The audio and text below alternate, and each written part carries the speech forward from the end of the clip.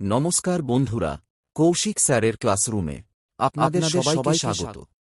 আচ্ছা, আমাদের সবার বাড়িতেই তো সিঁড়ি আছে, তাই না? খেয়াল করে দেখেছেন, সিঁড়ি দিয়ে ওপরে ওঠার সময় আমরা নিচ থেকে লাইটটা অন করি, আবার ওপরে উঠে ওখান থেকেই অফ করে দিই। নিচে নেমে এসে আর অফ করতে হয় না। এই ম্যাজিকটা কিভাবে কাজ করে?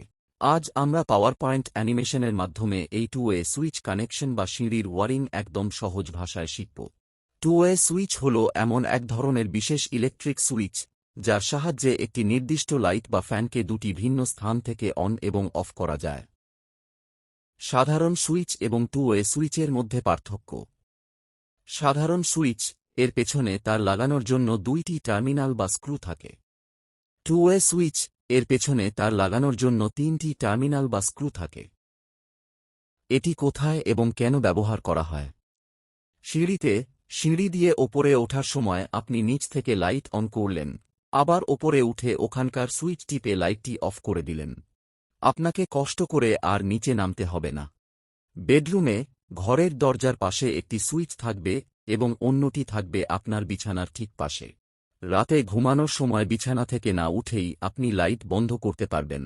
লম্বা করিডোর বা বারান্দায় বড় করিডোরের এক মাথা থেকে লাইট অন করে অন্য মাথায় গিয়ে অফ করার জন্য এটি ব্যবহার করা হয়।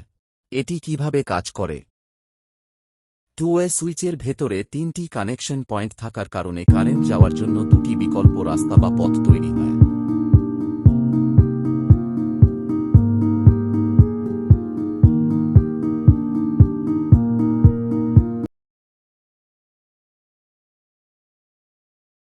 যখন আপনি প্রথম সুইচটি চাপেন, তখন কারেন্ট প্রথম পথ দিয়ে দ্বিতীয় সুইচে পৌঁছায়।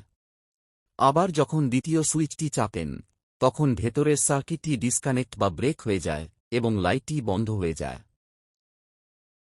সহজ কথায়, দুটি সুইচের যে কোনো একটির পজিশন পরিবর্তন করলেই লাইটের অবস্থা অন থেকে অফ বা অফ থেকে অন বদলে যায়।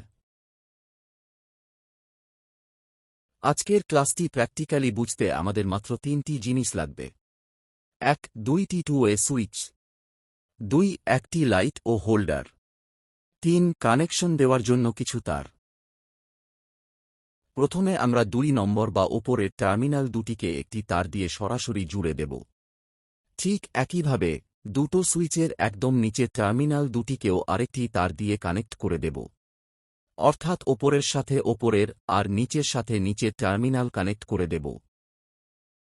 এবার আমাদের মেইন পাওয়ার সাপ্লাই বা মেইন বোর্ডের যে ফেজ তার, লাল তার, সেটি এনে যেকোনো একটি সুইচের মাঝখানের ফাঁকা টার্মিনালে জুড়ে দেব। এরপর অন্য সুইচের মাঝখানের ফাঁকা টার্মিনাল থেকে একটি তার বের করে আমরা সরাসরি লাইট হোল্ডারে দিয়ে দেব। আর সবশেষে মেইন লাইনের নিউট্রাল, কালো তারটি সরাসরি লাইট হোল্ডারের বাকি থাকা পয়েন্টে জুড়ে দিলেই আমাদের ওয়্যারিং 100% কমপ্লিট।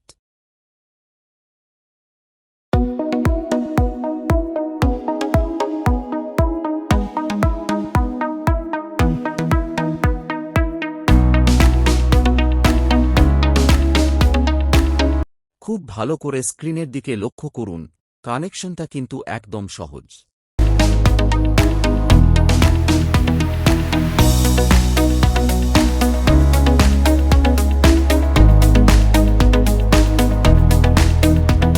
অনেকে ভুল পদ্ধতিতে ফেজ ও নিউট্রাল দুটোই সুইচে দিয়ে দেয়, ওটা কিন্তু শর্ট সার্কিটের জন্য অত্যন্ত বিপজ্জনক।